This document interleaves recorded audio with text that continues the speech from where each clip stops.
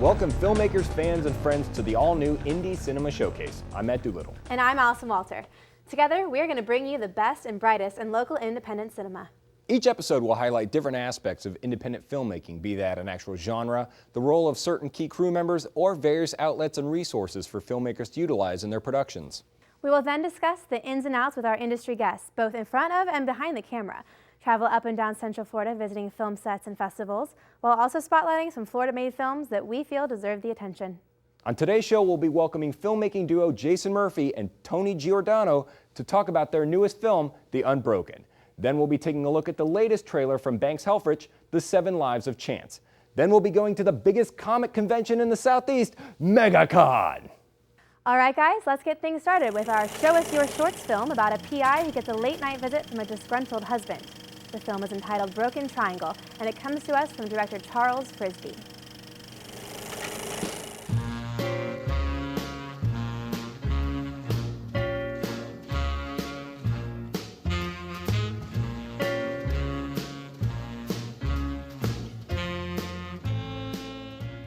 It was a quiet night in a quiet town.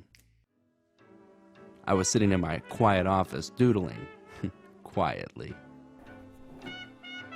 There ain't much for a PI to do in this quiet town, except maybe drink some bourbon and scribble some homemade funny books. But then I noticed him standing there. He was a bruiser of a man, and from the looks of him, he could punch out a skyscraper. What would this brute need with a wise guy like me? Come on in, I say, and he makes his way in. His eyes are as soggy as a San Francisco morning. He looks me dead in the eye and he says, "You do cheating wife cases?" I reach for a cigarette and I say, "Sure I do." He looks at me like you never want a man like him to look at you, and he says, "What about murder cases?" I hesitate and say, Yeah, I do them too." The man slaps something onto my desk. It's a film reel. I look at the reel and then I look at the brute sourpuss mug just as he says, "Can you play this?" Now I'm curious. So I say, "I'll bite." I set up the projector and thread the reel while the brute watches on.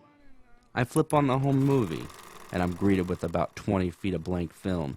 "What gives?" I ask as he says nothing. Then the picture comes on. It's a newspaper with today's date. Fast turnaround on the film developing, I jest, but nothing. Then it cuts to a suburban backyard. It's shot from what looks like a shrub. I know this place. I know this place well. The lump in my throat gets dry and heavy. And then, entering stage right, is yours truly. I knock on the back door, like a gentleman. And I'm greeted by my mistress, the big moose's wife. It goes blank for a moment, and I'm waiting for the impact. His wife was a dumb door floozy, and I was just a rascal looking for a good time. These things happen all the time. But then the picture comes back up. The camera's in the house now, and it's in the bedroom. I'm long gone, thank goodness, but the lady of the house is still there. When a gun comes into frame, I fast realize that I no longer have a dumb Dora floozy to see on the side. This broken triangle of love is crumbling like a cookie on Christmas morning. Out of instinct, I grab for the pistol in my pocket. The movie ends, and I never got any popcorn. The flapping reel is the only noise that I can hear. That is until I swing around with my piece, but it's too late. Up the lazy river, river, oh you river, oh you dog, oh you river. Look out there, Charles Alexander, swing out there on them Irish there, boy.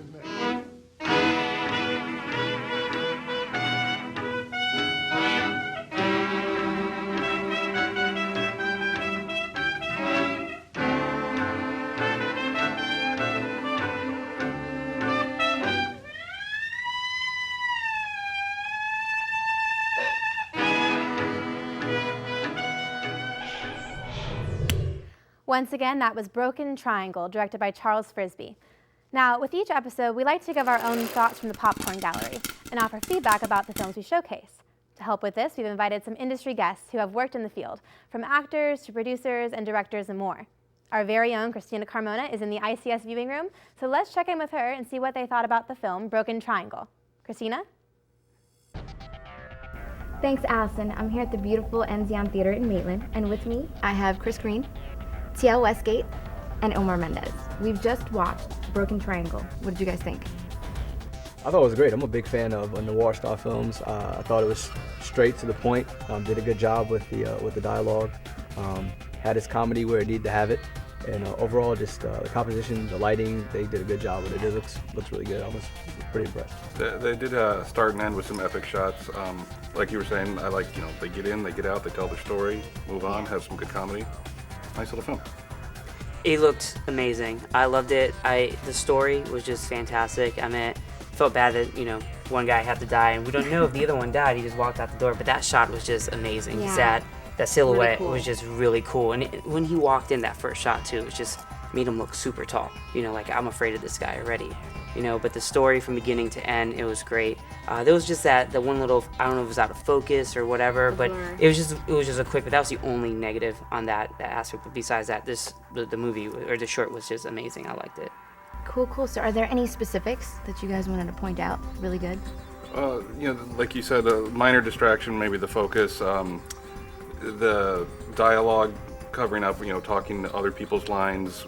It worked. A little distracting because it wasn't quite in sync. I know it wasn't supposed to be, but it got almost to the point of distraction. I think for me, the flying snowman was that the guy didn't pull his gun out soon enough. When he saw that he was being taped and it was somebody else's wife, I thought he should have done something right away. They drew it out a little bit longer, but in the end, it had a nice payoff.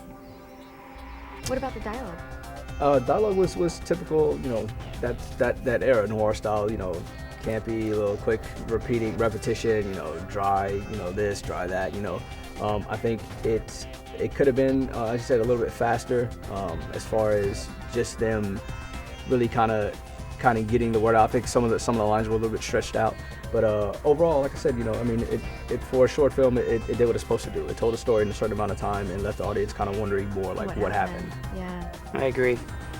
They must have had fun writing it with all that dialogue about the soppy San Francisco. Yeah. Absolutely. And doing being nowadays and doing a period piece, it's kind of hard. Yeah, you know? absolutely. I mean, because everything is so modern, you can't really go find those older Exactly. things, which I think they did smart with their location as far as keeping it inside. You don't have Yeah. to worry about older cars, older Exactly. buildings, things of that nature. So Kept I think it they did pretty good. minimalist. Exactly.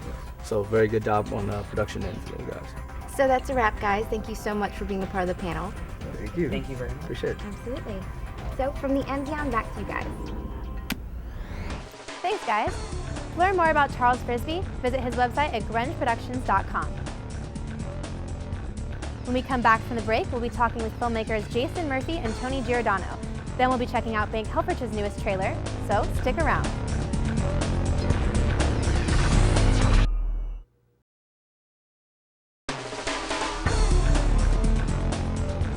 Welcome back to ICS.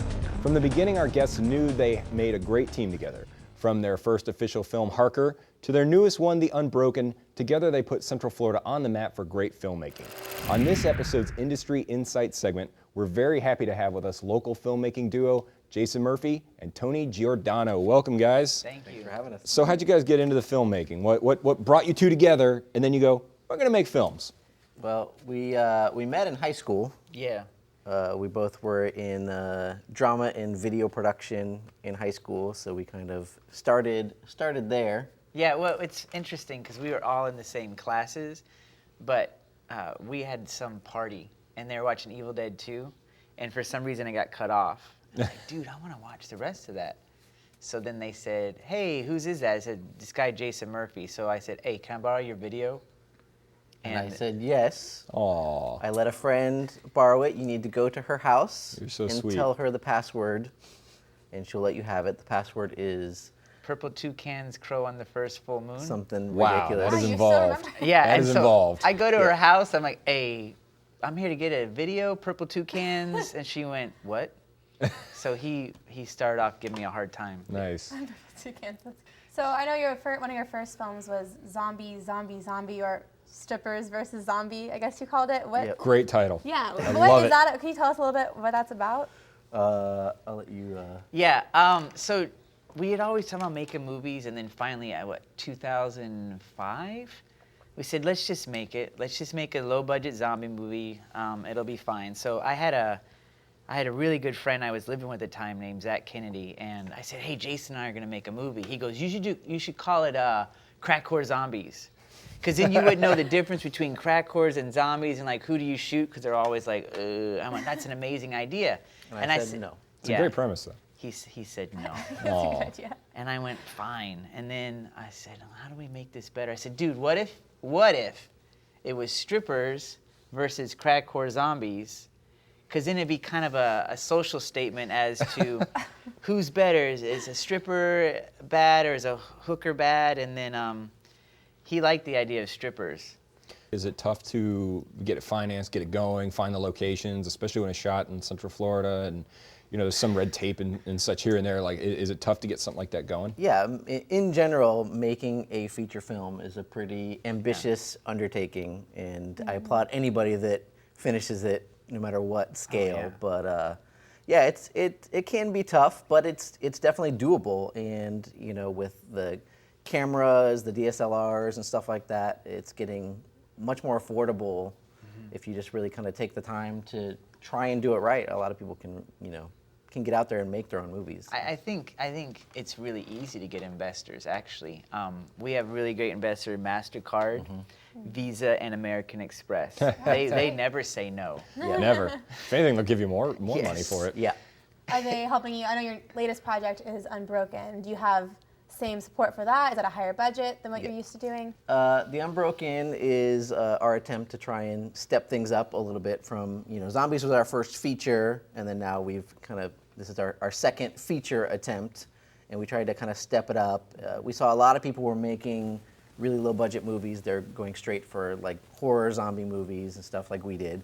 But this time we wanted to try and do something that might play for like cable or TV. Yeah, because Zombies was never going to be on regular television because the amount of profanity. Who wrote that script? Yeah. Congratulations. Very nice. I have a potty mouth in my mind, apparently. So were you guys going for more of an underground sort of a push with that one, and whereas with the Unbroken you're looking for more of a mainstream? Yeah, I try to make it a little bit more mainstream. And the story, it's a female-driven ghost thriller about a recently divorced woman who moves to a new apartment that's haunted by a ghost of a little boy, and she's got some shady people around her that she's got to try and figure out what happened. And how did you guys pull Daniel Baldwin and Warwick Davis into this? Warwick Davis from the not the Pirates films. What was he in? He was in Life's Too Short. Life's Too Short. He was in the Harry Potter films and Leprechaun. Leprechaun, exactly. He was the robot in Hitchhiker's Guide to the Galaxy. That's right. How'd you guys be able to pull those two in on notable names on an indie film? Well, Warwick is actually a friend of mine because I work with him on Star Wars events. Oh, awesome. I do that for a living. That's right. He was a Ewok. He was an Ewok, and so I got to know him, and I got to know his family, and his wife really likes me. So I went, hey, Sammy, that's his wife's name. Can Warwick be in my movie? And she's like, hey, Warwick, be in his movie. He's like, all right. Would you like some tea, young man? No way. So, it attacked you outside of your home? It was getting so bad there that we had to go to a hotel, and he must have followed us there. It's a little child, you say? Yeah, see, I think your ghost issue really is a ghost issue. Wow. Really? Wow. Look, why don't you do us all a favour and have some tea? And calm you down. Now, originally I thought it was an apparition, but they tend to stay in one place. If it followed you around, then I think your problem is a ghost. And it's following you because you're his connection. A connection? A connection to what? Well, he needs your help to cross over to the other side. Why? I'm not really sure. Do you remember if he had any wounds at all? Sometimes. Yeah. Yeah, well, maybe he's been murdered and needs to bring his killer to justice. Yeah, but why mess with her? Why wouldn't he just screw with the killer? Well, if you're afraid of something in this world, then you'll be afraid of it in the next. So you think that's what it is? Think I need to find his killer? I don't know, but, you know, if you don't do it soon, then, you know, he's just going to get more frustrated. He almost killed her. How much more frustrated could he get? A lot more. Sarah, the next time you see him, you must communicate with him. You must ask him what he wants. So what do? I see this ghost and I go ask him? Yes. It's the only way he'll find peace and be able to cross over to the other side. Thank you. Yeah, it was awesome. It was a day shoot, and he's so professional. It's really different working with someone who's been in the industry since 1982, I believe, up until 9. I mean, he's grown up in the film industry, so dealing with him was amazing.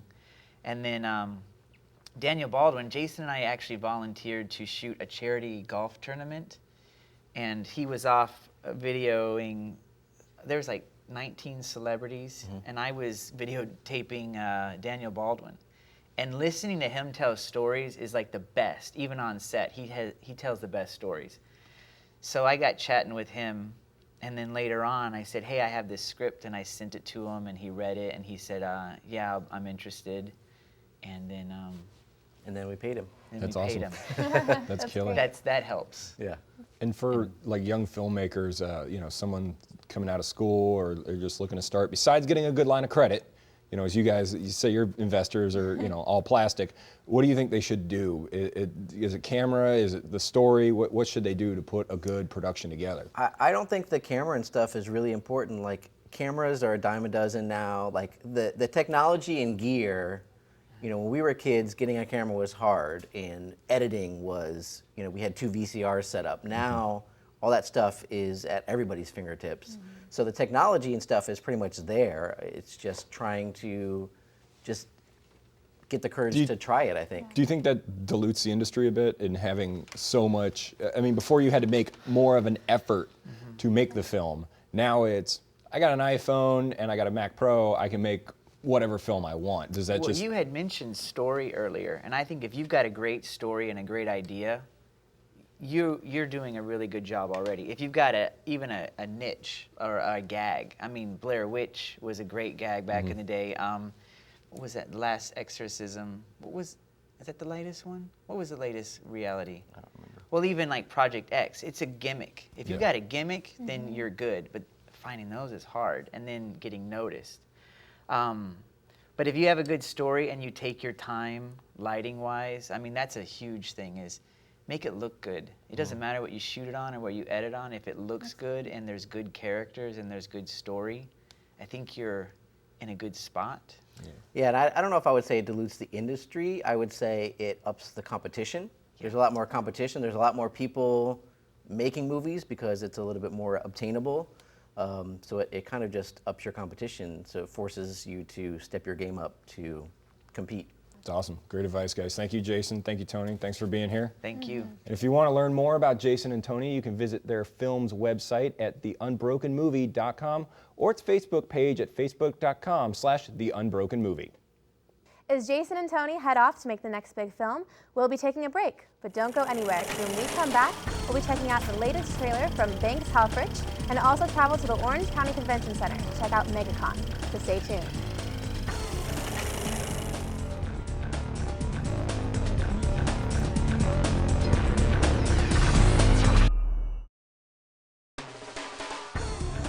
If you would like to be a guest, have something to promote, or have your film featured on our show, please visit our website, indiecinemashowcase.com, and download the release form, or email us at icstv@yahoo.com.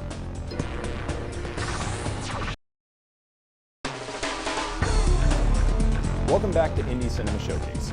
Banks Helfrich has been making films and winning awards since 2007. For his new film, he brings us Chance, a hoarder who's approaching her reunion. This event threatens to bring her face to face with a memory she is trying so desperately to avoid.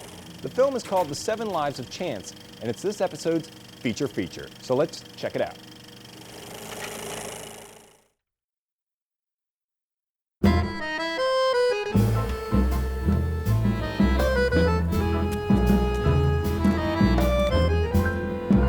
Excuse me, Chance. Chance? Chance? Like is weak. Love is even weak.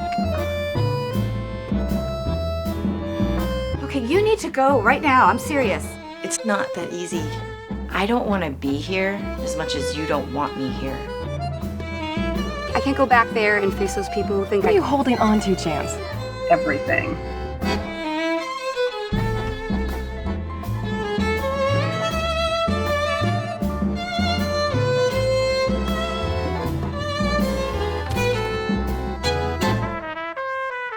He's as crazy as a loon. I'm not surprised.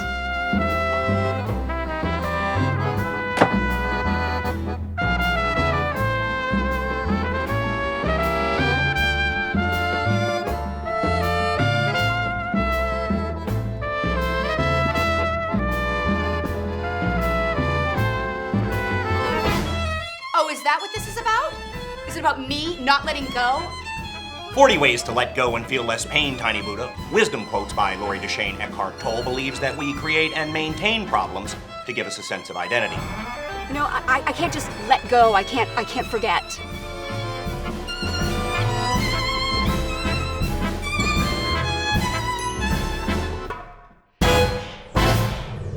Now it's time for our final segment we call On Location with ICS. In this episode, we visit Megacon at the Orange County Convention Center. Let's check out the crazy costumes, fanboys, and fangirls.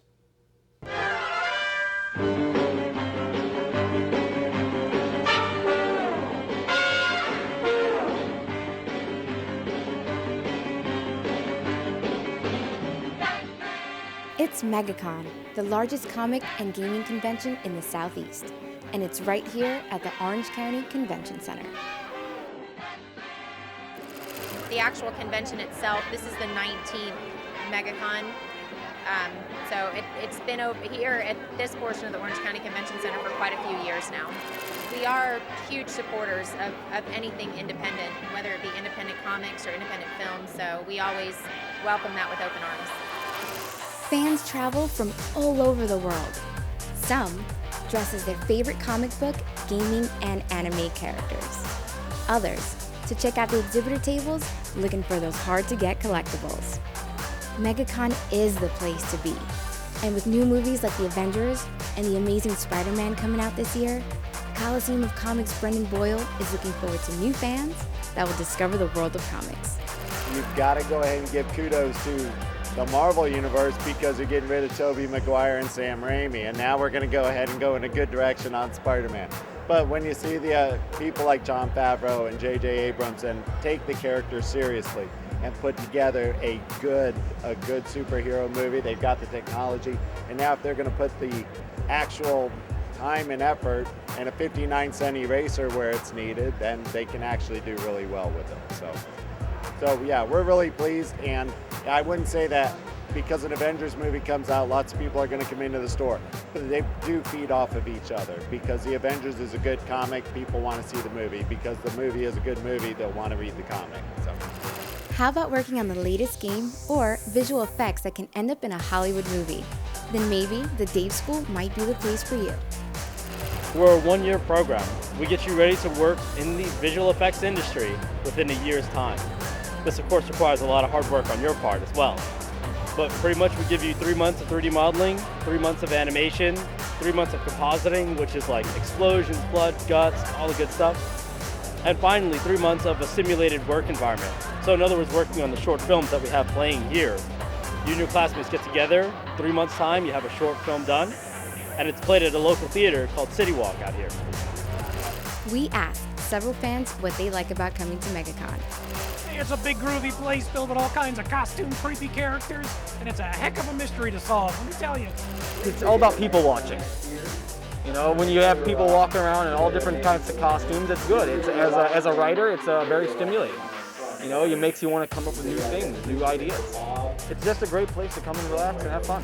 Just all the costumes and everyone just coming together for, you know, comic book and sci-fi and fantasy, and it's just interesting to look at all the booths and the celebrity visitors and stuff. It's just, the whole thing is just a great experience. I like the costume contest. So if you want to hang out with some cool people, Megacon is the place to be. Well, that's all the time we have for this episode of ICS. We want to thank our guests Jason Murphy and Tony Giordano for stopping by, as well as filmmakers Charles Frisby and Banks Helfrich. We hope you learned something new, saw something that you loved, or got inspired to get off your couch and go make a movie of your own. Who knows, it might be good enough for us to screen on the next Indie Cinema Showcase. Until then, the set is closed, and as they say in the movie business, that's a wrap.